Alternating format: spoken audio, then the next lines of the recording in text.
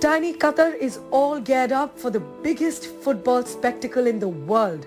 In just about 70 days, Qatar will kick off the FIFA World Cup 2022 that's being held in a Middle Eastern country for the first time ever. وتشوفها بعيونك وتفرح فيها من قلبك.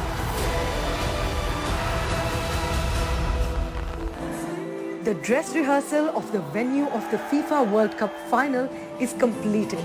A record attendance in any Qatar event of over 77,000 fans was witnessed at the Lusail Cup that was held between Al Hilal and Zamalek. Al Hilal won on penalty kicks.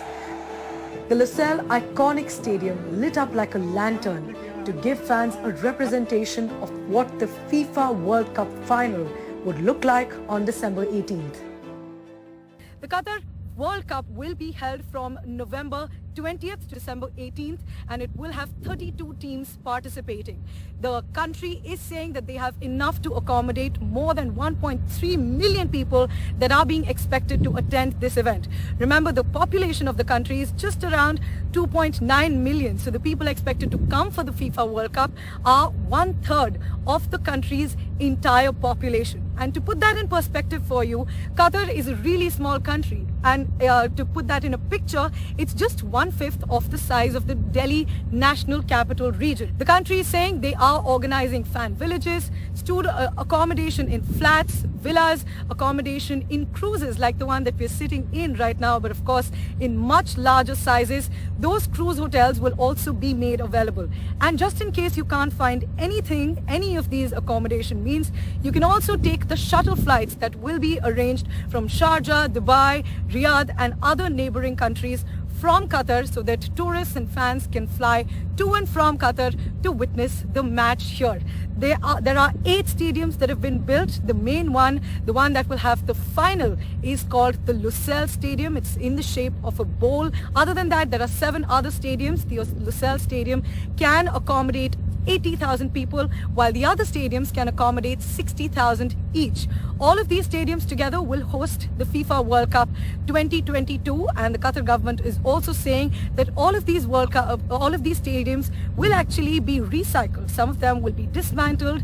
Interestingly, some of the equipment taken out from these stadiums will be donated, and some of these stadiums will be used for other sporting events, will be used for community events, for creating shopping complexes, restaurants, and a lot more. So the Qatar government is saying that it's a sustainable model that they've picked up for creating these 8 stadiums here. You can see the gorgeous Qatar Skyline here as we're sitting on the Dow cruise, one of the many attractions that it has to offer in between matches for fans and those accompanying them, as one person with one ticket can actually get 3 more people with them to Qatar using the Haya app.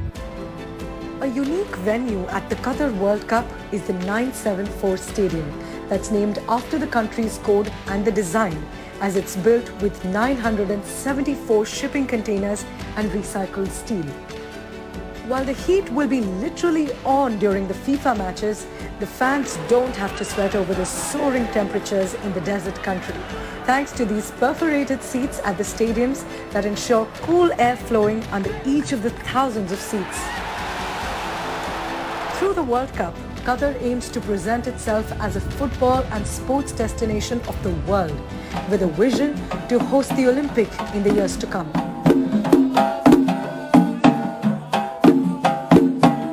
It's all about using the World Cup as a catalyst and a vehicle to expedite those projects for the country. In regards to the stadiums, it's part of our development towards sports. To have these facilities, we're planning to host many sport events in the future, and we're still hoping to host the Olympic in the years to come. The country also has one of the largest sports museums of the world that celebrates sportsmen from across countries. It displays sports memorabilia used by iconic sportspersons and torches from all Olympic Games starting from 1936. Addressing the elephant in the room, that's Qatar's image of a conservative society, the Supreme Committee warned against rumors. It insists that the World Cup will be like any other, with alcohol being served before and after matches, even though it's banned publicly in Qatar. Reportedly, Qatar has spent over $200 billion on the World Cup stadiums and infrastructure, including free metro that connects all 8 stadiums for the FIFA ticket holders. Local Qataris that make up just about 10% of the population say that it's a cost worth the benefits. In terms of World Cup costs, they're in line with previous World Cups, and in some instances even less. This is in relation to the past. Local Qataris that make up just about 10% of the population say that the investment is worth getting the World Cup platform to showcase the Arab culture to the world.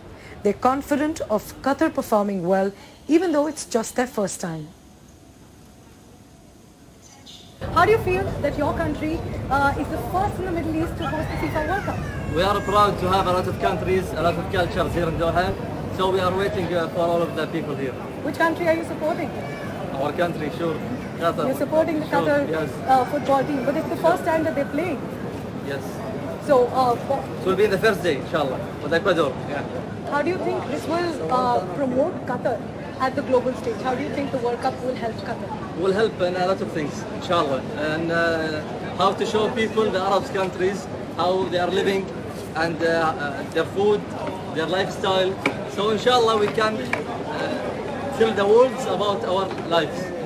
We have a lot of things in our cultures similar to Arab country. Right. We are all one country, the Arab people, especially in the Gulf. We have the same lifestyle, same traditional things. So the country has also spent more than $200 billion reportedly on the infrastructure for the World Cup, on the stadiums and also on the transit. Yes. Do you think that's a fair investment to make? See, we are not looking about money. We are looking about what we will have later. How do people, they will look to our country in a good way, inshallah. Qatar views the World Cup as a stage to put its best show to the world, to promote both its culture and tourism. Even the Qatar World Cup mascot, the Laib, is dressed in the traditional Arabic dress. The country presents itself as a tourism hotspot with food options from across the world, with swanky malls on one side and authentic Arabic markets on the other, presenting a blend of modern and traditional. The sunsets on the waterfronts, the cruise, the water sports, the local sports of the falcon, which is the national bird of Qatar, all paint the picture of Qatar beyond the World Cup and what fans can explore in between the 64 FIFA matches.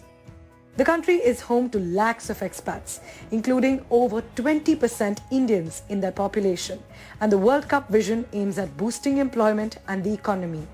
Along with a global stage for Qatar, the 2022 World Cup will be one of many firsts. It is the 22nd edition of the World Cup that will be held here in Qatar. I'm coming to you from the Souk Waqif, one of the oldest markets here in Qatar and one of the markets that have still preserved the Arab culture in its architecture, as you can see. The Qatar government is trying to promote the Qatar tourism through the World Cup. They say if you're a football fan, it will be a dream come true to attend the FIFA World Cup here in Qatar. But if you're not, you could use it as an excuse to see Qatar. It is a World Cup of many firsts. It's the first time that a World Cup is being held in a Middle Eastern country. It's the first time that the Qatar national team will participate in the FIFA World Cup. It is also the first time that it is going to be a winter FIFA World Cup. In the other editions, they've all been summer World Cups. But the temperature here in Qatar is really high. It goes up as high as 40 degrees, and that is why it's harder to keep the World Cup in these months, in the summer months. That is why the World Cup is going to be held from November 20th to December 18th in the winter months, where the temperature is pleasant, around 18 degrees to 20 degrees. That's why it is a special World Cup, one with many firsts. Another point that makes it special, and that might be of interest to many of you, is that alcohol will be served. While the World Cup in an Arabic country sounds very luxurious and expensive, the government is pushing the idea of affordable sports tourism, with accommodation as low as $80 per day. The final test of the FIFA World Cup final venue, the Lusail Stadium, is now complete.